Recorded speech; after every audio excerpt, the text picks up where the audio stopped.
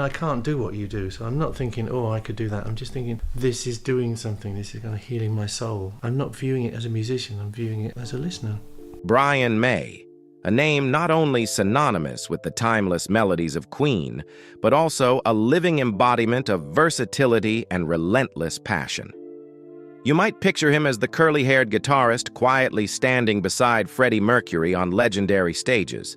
But few know that this man hand-built his iconic guitar with his father, holds a PhD in astrophysics, is a dedicated animal rights advocate, and a 3D photographer who brings the universe to life through Victorian-era stereoscopic images. Behind the stage lights lies a far deeper world, where music, science, and compassion converge in a quiet yet unwavering soul. Brian May's journey hasn't just followed complex harmonies and world tours. It has also passed through the pain of personal loss, long bouts of depression, and the extraordinary perseverance of returning to academia to complete his doctoral thesis after more than 3 decades. In a world where many artists reshape themselves to survive, Brian has never tried to be trendy. He simply continues to be himself. And somehow, he still moves seamlessly between seemingly opposing realms, from the Wembley stage to observatories, from guitar pedal boards to animal rescue centers, with the same intense focus, resilience, and admirable integrity. What shaped such a remarkable person? Did it all begin with a boy who loved physics, excelled at math, and secretly built radios from spare parts in a tiny bedroom? If you're curious about the story behind that legendary curly hair, don't forget to hit like and subscribe to join us on this journey into one of the most extraordinary minds in the world of rock.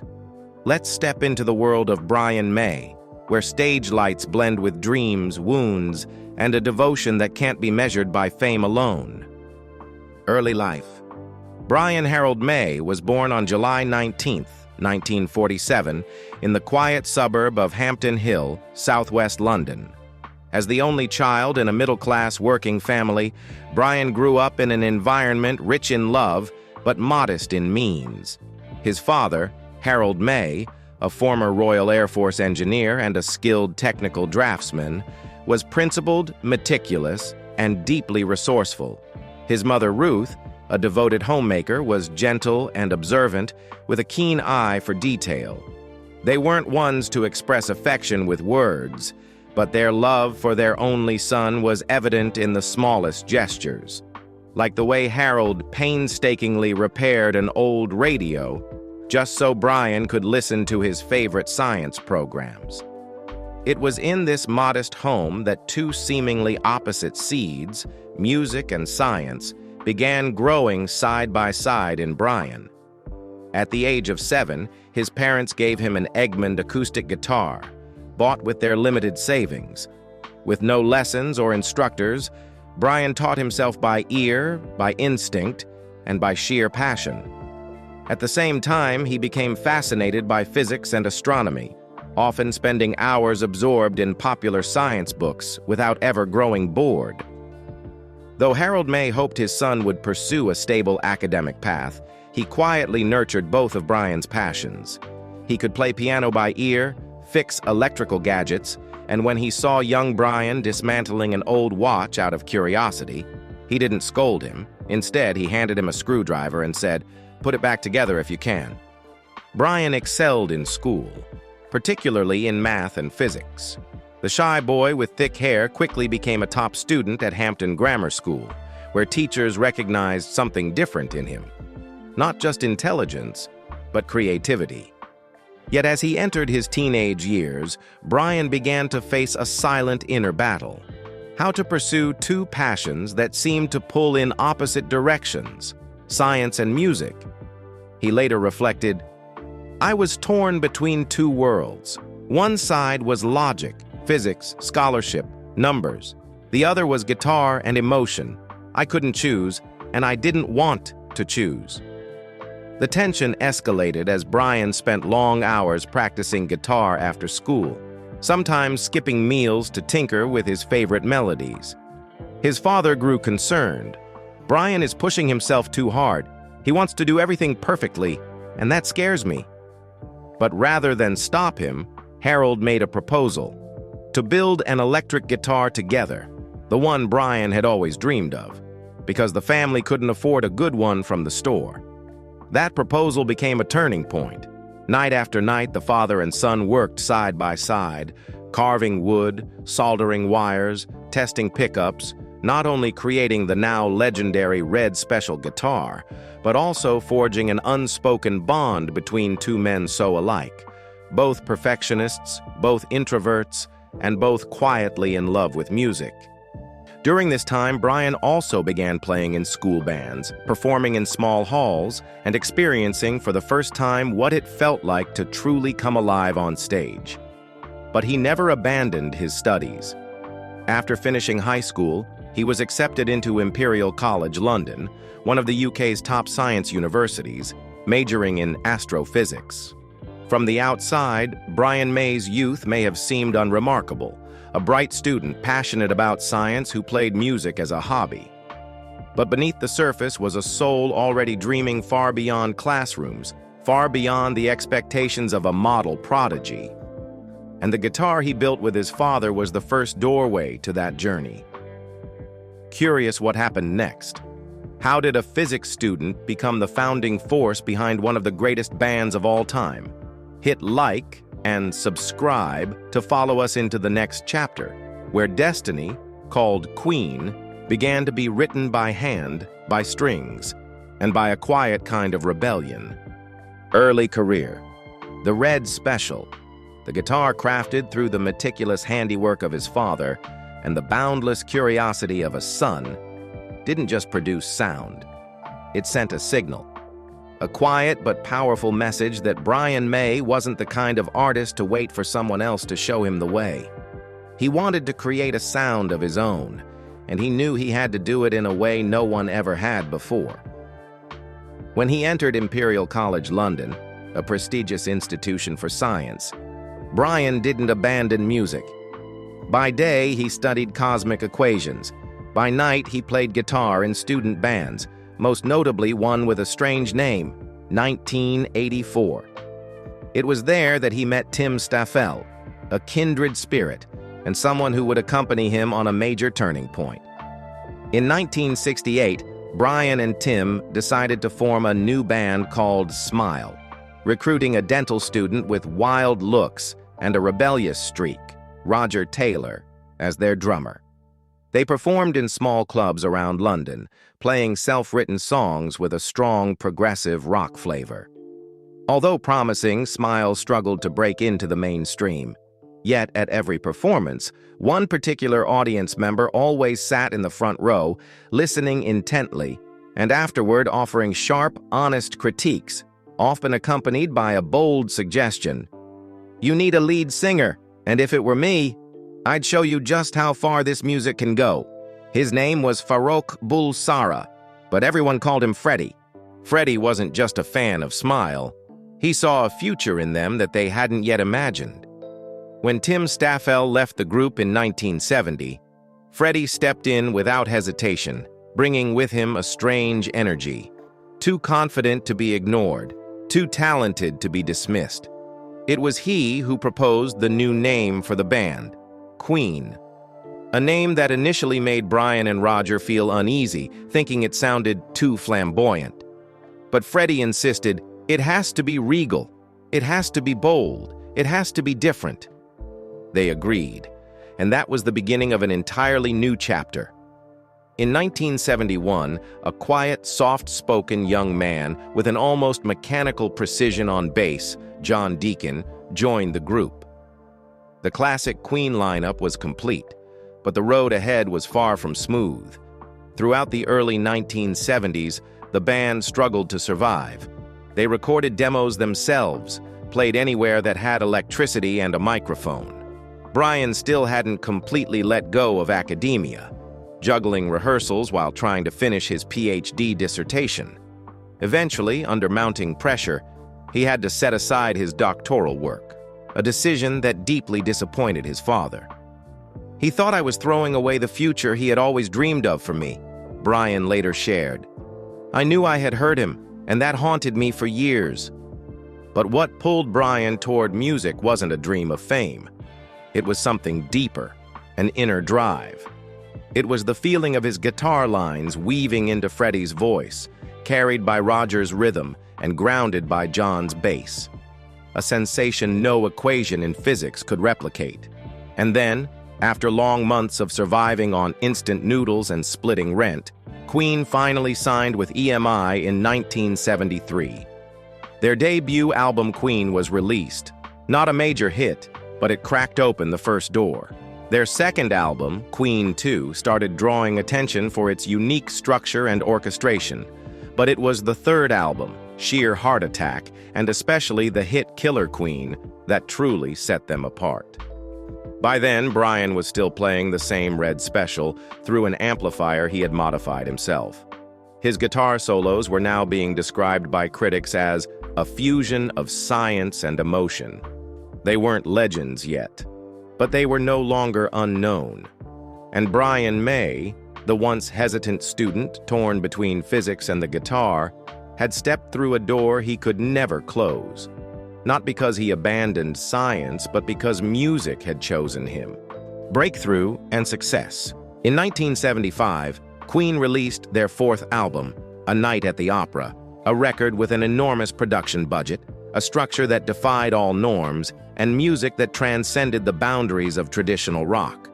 At its center was a 6-minute song with no chorus, no standard structure, yet filled with grand choral sections, unconventional guitar solos, and a melody that left listeners awestruck, Bohemian Rhapsody. Though Freddie Mercury penned most of the song, it was Brian May who, by treating his guitar like a miniature orchestra, helped transform it into a phenomenon. With his Red Special, he crafted solos that sounded like the voice of the cosmos, at times roaring, at times whispering into the listener's ear. Together with Freddie, Roger, and John, they created a bizarre and magnificent symphony that ushered in a new era for rock music. Bohemian Rhapsody was not just a commercial triumph, it shattered the belief that a rock song had to be concise, catchy, and radio-friendly. Queen, through sheer stubbornness and innovation, forced critics to re-evaluate what popular music could be. And at the center of that seismic shift was Brian May, the sonic architect who turned madness into brilliance and structure into emotion. From that moment on, Queen began to dominate not only the UK, but the world. Their following albums, A Day at the Races, News of the World, Jazz, were released one after another, packed with now immortal hits like Somebody to Love, Don't Stop Me Now, Fat-Bottomed Girls, and We Will Rock You, a special creation of Brian's. We Will Rock You was born after a performance at Bingley Hall, where the crowd spontaneously sang along with every word of Queen's songs. Rather than dismiss it as coincidence, Brian saw inspiration. I wanted to write a song where the audience leads the band. With 2 stomps, 1 clap, and a stripped-down vocal, We Will Rock You became a stadium anthem, echoing from Wembley to American football fields, from the Olympics to high school graduations. The astonishing fact? The crowd sound in the recording wasn't produced by thousands. It was Queen themselves, stomping on wooden boards, layered multiple times with delay effects. It wasn't just music, it was applied physics, a product bearing the unmistakable stamp of Brian May. Throughout the 1980s, Queen continued to push creative boundaries. They experimented with funk, Another One Bites the Dust, electronic opera, Radio Gaga, and even movie soundtracks, Flash Gordon. Though often criticized for being unpredictable and inconsistent, Queen never repeated themselves, and Brian was the one who constantly encouraged the band to break the mold. Their undeniable pinnacle came with Live Aid in 1985, a global charity concert broadcast live to raise funds for African famine relief. In just 20 minutes at Wembley Stadium, Queen achieved what dozens of other acts couldn't: complete command of the stage and absolute connection with the audience. Brian stepped out with his familiar guitar. Freddie grabbed the mic. Roger struck the beat. And from the first note of Bohemian Rhapsody to the thunderous finale of We Are the Champions, the world stood still. "We weren't playing to promote an album," Brian recalled. "We played as if it were the last time." That performance would later be hailed by BBC and Rolling Stone as the greatest live show in rock history. There was no more doubt. Queen had become legends, and Brian, the quiet man on the left side of the stage, had become the silent creative force of a musical empire. But behind the glory, darker currents were rising. Brian's health began to decline. The pressures of fame mounted. Personal losses began to erode what once seemed unshakable. And that glorious symphony, like all great compositions, was about to enter a quieter, more challenging movement. Hit subscribe and stay with us for the next chapter. Brian May's personal trials and silent descent. When stage lights no longer shine brightly enough to chase away the shadows within a genius. Personal life. As Queen soared to global fame, Brian May's private life spiraled in the opposite direction, marked by distance, instability, and a quiet melancholy. It's a paradox often seen in great artists. They move the world emotionally, yet struggle to hold on to their own happiness.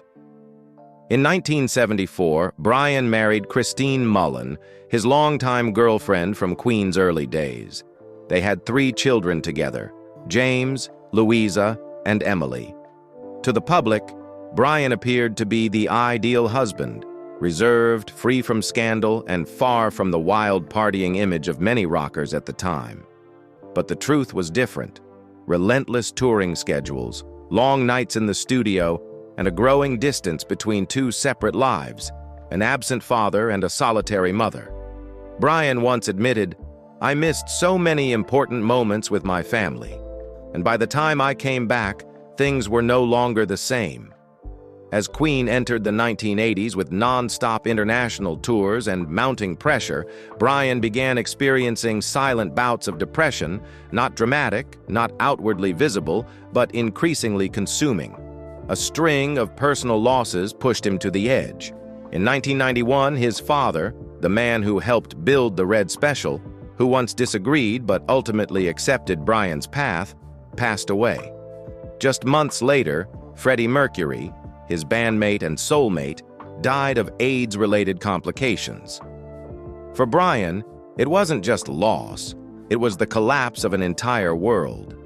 "I lost my father, then the brother I was closer to than anyone. I felt myself drifting away from reality. Even music couldn't save me. Depression was like a thick fog. I couldn't see anything anymore." By then, his marriage with Christine had fallen apart. What remained was emptiness and fatigue. Brian all but disappeared from the public eye, retreating inward, avoiding music, and turning down performance invitations. To many, he had entered a state of emotional exile. But during this darkest time, an unexpected light appeared, in the form of a woman named Anita Dobson. Anita, a celebrated actress known for her role as Angie in EastEnders, met Brian in the late 1980s. She didn't enter his life as a fan, but as a friend, someone who listened, not because of his music or fame. "If not for Anita, no therapy in the world would have helped me," Brian said. "She didn't try to fix me. She simply stayed when I couldn't find my way." They married in 2000 after over a decade of quiet companionship. Unlike his first marriage, where music became a barrier, with Anita, music became a bridge. She encouraged Brian to return to the stage, back to the studio, to rejoin Queen with Paul Rodgers and later with Adam Lambert. Anita wasn't just a partner, she helped Brian relearn how to live, more slowly, more mindfully, and with acceptance of his own scars. Together, they care for wildlife in their Surrey sanctuary, work on charitable projects, and sometimes simply sit in silence, gazing at the stars through a backyard telescope. Brian May's personal life, though once marked by heartbreak and darkness, was ultimately rewritten by a kind, steady, and enduring love. And from that pain, his music entered a new phase, deeper, simpler, and more profoundly human than ever before. But his private world is only one side of this man. Because when the stage lights fade and the applause dies down, Brian May steps into another role, less known, but just as fierce and controversial, that of a social activist, unafraid to challenge the government to protect those who cannot speak. Stay with us for the next chapter. Public image and controversies. Public image and controversies. Brian May never tried to be a celebrity in the conventional sense.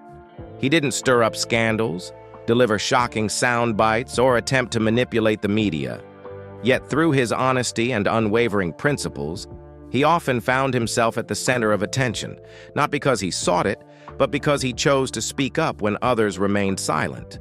And that's what made his public image so unique, respected, controversial, and unpredictable. The first thing people often recognize about Brian is his signature curly hair, a look he's kept for over half a century. But in a candid 1998 interview with Q magazine, he admitted he was tired of it. "Sometimes I wish I could wear a paper bag over my head so people would just listen to the music. I feel like I've become a prisoner of my own hair." Appearance never mattered to him. He disliked being judged or labeled based on looks. When Suggs, lead singer of Madness, jokingly said that Brian and his wife Anita Dobson had identical hair, Brian publicly responded on his personal website, calling the comment sad and disappointing. His sharp reaction divided public opinion. Some saw him as overly sensitive. Others admired his uncompromising honesty. Just as in music, Brian May never did things halfway when it came to social causes. He is one of the rare British rock icons to actively and openly engage in political campaigns for animal rights. In 2010, he founded the charity Save Me Trust to protect wildlife from policies he viewed as cruel, such as fox hunting and mass badger culling. He vocally opposed the UK government's badger cull, implemented to stop the spread of bovine tuberculosis, a highly sensitive issue that drew fierce criticism from farmers and conservative politicians alike. But Brian didn't back down. He made his stance clear. "I'm not against farmers. I'm against senseless killing." Many accused him of going too far. Some called him extreme, self-righteous, even demanded he be boycotted from major music events. But he stood firm, always willing to sacrifice the spotlight for what he believed in. He once declared he would never perform at the Glastonbury Festival, one of the UK's most prestigious music events, because its founder supported badger culling. In 2024, he voluntarily stepped down as vice president of the RSPCA after media reports exposed animal cruelty on farms certified by the RSPCA Assured label. Though not directly involved, Brian chose to resign rather than compromise the values he had spent decades defending. His public image wasn't only shaped by political stands or animal rights activism. His day-to-day lifestyle also both surprised and delighted people. While many aging rock stars spend their retirement on yachts or in lavish parties, Brian withdrew to his countryside estate in Surrey, where he cares for injured hedgehogs, badgers, and owls. He spends hours in his study, surrounded by telescopes, stereoscopic photos, and asteroid models. He revived the London Stereoscopic Company, a 19th-century photography firm, and published books on the cosmos, Victorian-era ghosts, and even stereoscopic portraits of Queen. To many, Brian resembles an old-school eccentric professor, an archetype nearly extinct in today's world. But to him, it's the only way to live. Not chasing what doesn't matter, never silent when it's time to speak, and never afraid to seem strange if it serves compassion and intellect. In an age where fame often walks hand in hand with fakery, Brian May stands as a rare exception, a man who doesn't try to be lovable, who doesn't seek approval at all costs. He's unafraid of losing the crowd as long as he doesn't lose himself. And perhaps that's why, though he may not have been the most flamboyant figure on the Queen stage, he's the one people most want to understand. the one whose complex, quirky, but deeply sincere world of music, astronomy, photography, and empathy draws us closer still. Present life and legacy. Even at the age of 77, Brian May shows no signs of slowing down. Not because he lacks the accomplishments to retire in peace, but because within him lives a restless, creative engine that refuses to be silent. At a time when most of his peers have faded into quiet retirement, Brian continues to appear regularly on television, social media, scientific conferences, and not infrequently, on stage, with the Red Special in hand. After the COVID-19 pandemic, a period he once described as the darkest time of my life, during which he was hospitalized with a severe case and suffered a near-fatal heart attack, Brian returned with renewed strength. He resumed touring with Adam Lambert, the modern torchbearer of Queen's vocal legacy, performing across major arenas from North America to Europe. These shows were not mere nostalgia acts, but vibrant proof that Queen's music, and especially Brian's guitar work, remains fully alive. Alongside music, Brian continues to champion wildlife protection through his Save Me Trust, caring for hedgehogs, foxes, owls, and badgers on his own land in Windlesham, a place he calls a sanctuary for creatures without a voice. His passion for astrophysics also burns as brightly as ever. He collaborates with scientists from NASA and the European Space Agency, publishing stereoscopic image books on cosmic clouds, and even participated in the asteroid Bennu research project.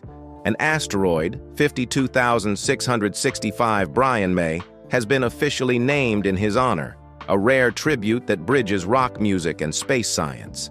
In early 2023, Brian was knighted by King Charles III, not only for his contributions to music, but also for his work in science, education, and environmental advocacy. In his humble knighthood speech, he said, "I hope I can be worthy of this honor and that it gives me a stronger voice for the things that matter." But Brian May's legacy doesn't just lie in those accolades.